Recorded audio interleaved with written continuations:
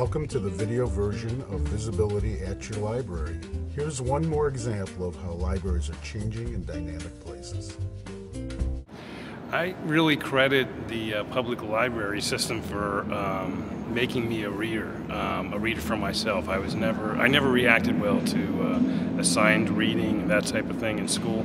But one summer I spent a lot of time in a library because I was dropped there every day, and librarians kind of took me under their wing and brought me to the stacks and to the books. They gave me To Kill a Mockingbird, for example.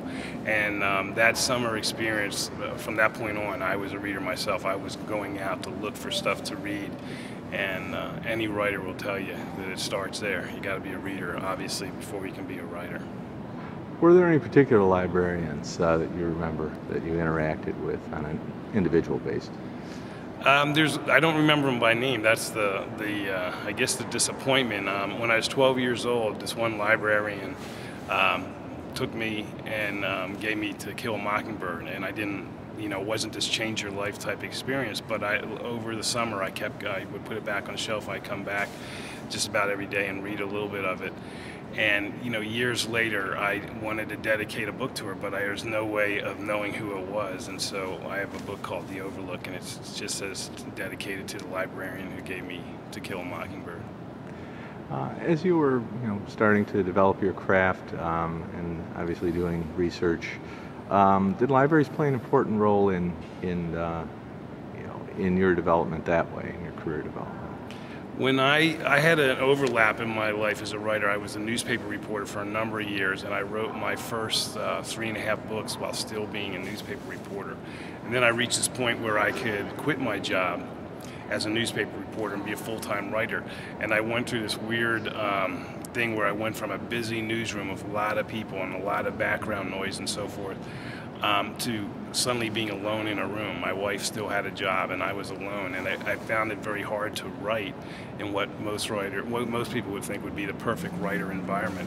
And so what I started doing was going down to the downtown library in Los Angeles and finding a corral and doing a lot of work there on my laptop and doing some research. So I kind of found that the library was a bit of a transition type place for me in my life as a writer.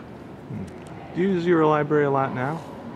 I have moved from Los Angeles to Tampa, Florida, and I'm just now exploring a library that's pretty close. I live near downtown Tampa, and they have a pretty good library there, and I've been going in there kind of, undercover, just kind of checking it out. But more often than not, I still write about Los Angeles, so I write about a place that's 3,000 miles away, so I make several trips out to LA and use the libraries there for research, and also sometimes I meet people there. People that I guess you call them sources, people that I'm going to use to help research books and so forth. And the downtown library there seems to still be a central part of my existence as a writer, even though it's technically 3,000 miles away from me. When you go in and you see your name on the books there, what does that feel like? Well, it's pretty significant. Obviously you go into a store, you see your books, you have your books on your own shelves, but I always kind of go back to when I was a kid, and the library where I went in Fort Lauderdale, Florida, they had a rule that you couldn't just be sitting in there enjoying the air conditioning. You had to have a book. The librarian said, I want to see you reading if you're in here. And if they found you without a book, they would take you and get you a book. And so the idea of going into the stacks and seeing books on shelves is significant to me, and it's very egotistical, but I have to say I have gone into libraries to find my books and to see them lined up there. I got a pretty good number of books now, and it's always a great thrill.